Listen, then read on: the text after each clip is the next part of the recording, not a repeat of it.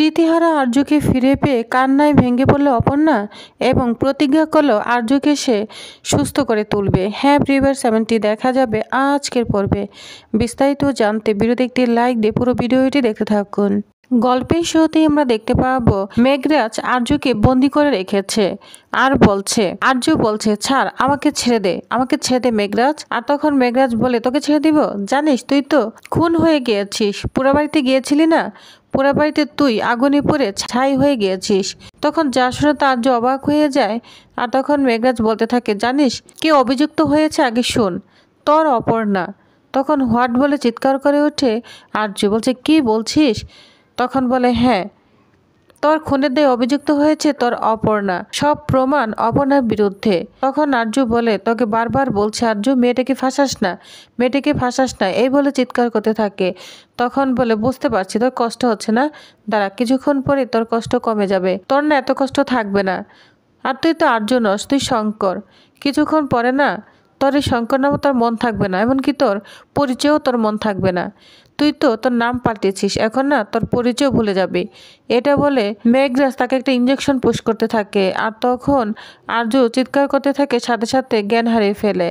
অন্যদিকে দেখা যায় কিঙ্কর এবং অপর্ণা আর্যকে খুঁজেই বেড়াচ্ছে, কিন্তু কোথাও খুঁজে পাচ্ছে না। অপর্ণা কিঙ্করকে বলতে থাকে, জানেন কিঙ্কর স্যার, আর্য স্যার আমার আশেপাশে থাকলে আমি বুঝতে পারি ওই দিন আর্য স্যার এখানে ছিল না।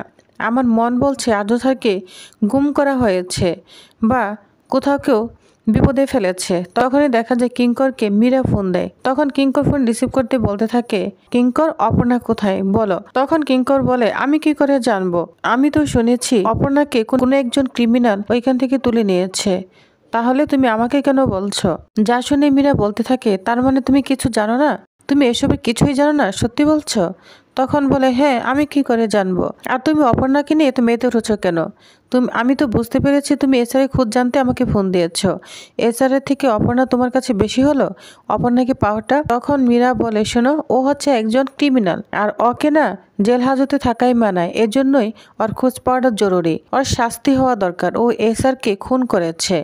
তখন বলে, শোনো তুমি কি এসআরের খোঁজ পেয়েছো বা এসআর কোথায় আছে? তখন মীরা বলে, তুমি কি পাগল হয়ে গিয়েছো, এসআর তোর পৃথিবীতেই নেই, তাহলে এসআর কোথা থেকে আসবে? এর জন্যই তো অপর্ণাকে খুঁজছি, ওর শাস্তি হওয়া উচিত। তখন বলে, শোনো ও জেল থেকে পালিয়েছে, আর পুলিশের কাজ না পুলিশকেই করতে দাও, এটা তোমাকে নিয়ে মাতামাতি করতে হবে না, বুঝতে পেরেছ? এই বলে কিঙ্কর ফোন রেখে দেয়। যা শুনে মীরা তো আরো রাগান্বিত হয়ে যায়। তখনই দেখা যায় ওইখানে, আর তখন মীরা বলতে থাকে, তাহলে অপর্ণাকে না পেলে তো আমি এসআরে খুঁজেও পাবো না। ওই মুহূর্তে ওইখানে মেঘরাজ চলে আসে। মেঘরাজ বলতে থাকে, কি ব্যাপার, তোমরা না খুব প্রফেশনাল, তাহলে তোমাকে একটা কাজ দিয়েছি তাও তো করতে পারলে না। তখন মীরা বলে, কে বলেছে তোমার কাজ হয়ে গিয়েছে, তুমি বলেছো অপর্ণাকে দোষী সাব্যস্ত করতে, সে অনুযায়ী সবকিছু হয়ে গিয়েছে, অপর্ণা দোষী সাব্যস্ত হয়েছে, ওকে শাস্তি পেতেই হবে, এখন তুমি বলো এসআর কোথায়? তখন মেঘরাজ বলে, শোনো তোমার সাথে আমার কন্ট্যাক্ট হয়েছে, তুমি অপর্ণাকে ফাঁসিয়ে দিবে, আর তখন এসআর তোমার হবে। তাহলে তুমি তো অপর্ণাকে ফাঁসিয়েছো, কিন্তু অপর্ণা তো জেল থেকে পালিয়েছে, অপর্ণাকে যতদিন পুলিশ অফিসার না পাবে, জেল হাজতে না থাকবে, তুমিও এসআরের সন্ধান পাবে না। তখন বলে, কি বলতে চাচ্ছেন, আপনার কথা মতোই কাজ করেছি, এখন কি আমি অপর্ণাকে খুঁজে বেড়াবো? তখন বলে, না না, তুমি খুঁজে বেড়াবে না, যতদিন পুলিশ অপর্ণাকে খুঁজে না পাবে, জেল হাজতে না থাকবে, ততদিন তুমিও এসআরের খোঁজ পাবে না। এই বলে ওইখান থেকে মেঘরাজ চলে যায়। এদিকে মীরা তো অবাক হয়ে যায় যে তাহলে এসআর কোথায়, এসআরের খোঁজও তো আমি পাবো না। এটা বলে মীরা খুব ভয় পেতে থাকে আর্যর জন্য। অন্যদিকে দেখা যায় অপর্ণার মা বাবা রাজলক্ষ্মী এবং অর্ক সবাইকে বলছে, আমরা থানায় যাচ্ছি, এখানে আর বসে থেকে কি করব, এখানে বসে বসে থেকে শুধু টেনশনই বাড়ছে। তখন অর্ক বলে, মা তাহলে আমি ওনাদের সঙ্গে যাই। তখন মানসী বলে, না তুমি একদম যেতে পারবে না, ওনার মেয়ের জন্য যাচ্ছে, আর তোমাকে আমি এই অবস্থায় একদম যেতে দিব না। তখন অপর্ণার মা বাবা বাধ্য হয়ে ওখান থেকে চলে যাবে। ওই মুহূর্তে পুরোহিত মশাই চলে আসে। পুরোহিত মশাইকে দেখে রাজলক্ষ্মী কান্নায় ভেঙে পড়ে, বলছে, আপনার কথাই ঠিক হয়েছে, আমার ছেলেকে আমি পাচ্ছি না, জানি না মরে গেছে না বেঁচে আছে, আপনার কথাই ঠিক হয়েছে। তখন পুরোহিত মশাই বলে, শুনুন আমার বলতে খুব খারাপ লাগছে, যেহেতু ওনার মৃত্যুর যোগ ছিল, এখন উনি তো অপঘাতে মৃত্যু, যেহেতু আগুনে পুড়ে মারা গিয়েছে, তাহলে ওনার শ্রাদ্ধ 3 দিনের মধ্যে করতে হবে। যা শুনে রাজলক্ষ্মী বলে, অসম্ভব, আমার ছেলে মারা যায়নি, আর এই শ্রাদ্ধ আমি করতে পারবো না, বুঝতে পেরেছেন? এটা বলে অর্ককে নিয়ে কান্নায় ভেঙে পড়ে রাজলক্ষ্মী। এদিকে দেখা যায় আর্য তো অজ্ঞান হয়ে পড়ে রয়েছে। তখন মেঘরাজ বলে, ঘুমোচ্ছিস না? ঘুমা, এই ঘুমে ঘুমে না তোর সব স্মৃতি মুছে যাবে। আগে তো শঙ্কর থেকে আর্য ছিলি, আর এখন তো তোর কোনো পরিচয় থাকবে না, তোর নতুন একটা জীবন শুরু হলো। এটা বলে হাসতে থাকে। অন্যদিকে অপর্ণার মা বাবা থানায় না গিয়ে বাড়িতেই চলে গিয়েছে। সেখানে অপর্ণার মা বাবা খুব চিন্তা করছে অপর্ণার জন্য। তখন অপর্ণার মা বলে, তোমাকে বলেছিলাম থানায় যাব, কিন্তু তুমি এখানে আমাকে বাড়িতে নিয়ে চলে আসলে। এখানে বসে বসে কি আমি চিন্তা করব? আমার মেয়ে ফিরে আসবে, আমি এক্ষুনি থানায় চলে যাব।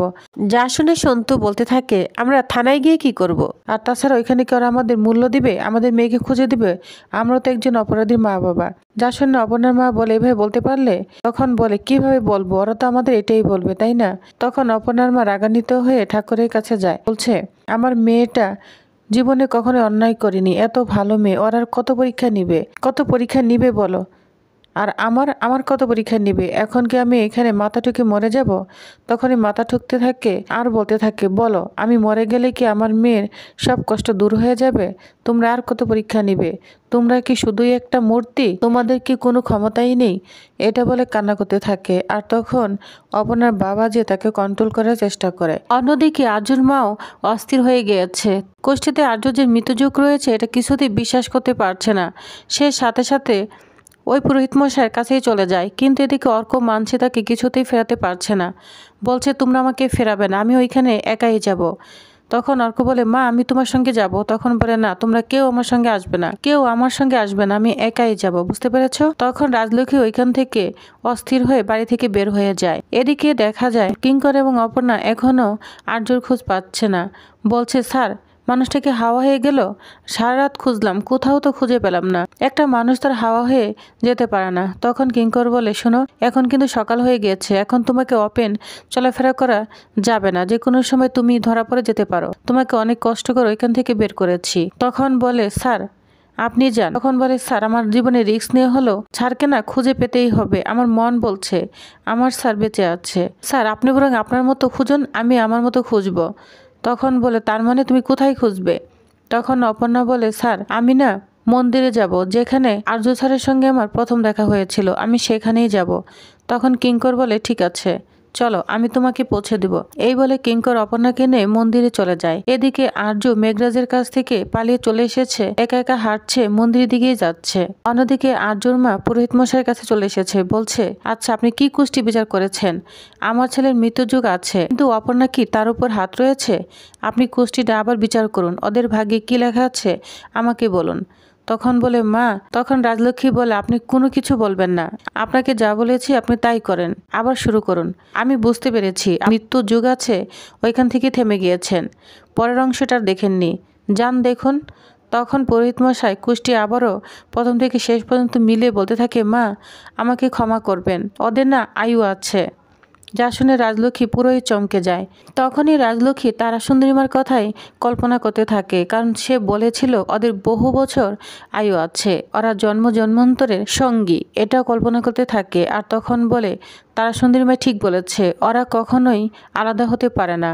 অপর্ণার বিশ্বাসও ঠিক আছে, আর্য ফিরে আসবে, ওর ফিরে আসা আগ পর্যন্ত আমাকে অপেক্ষা করতেই হবে। এই বলে রাজলক্ষ্মী ওইখান থেকে চলে যায়। এদিকে আর্য পাগলের মতো কোনো স্মৃতি নেই, একা একা হেঁটে আসছে, অজান্তেই মন্দিরে এসে বসে থাকে।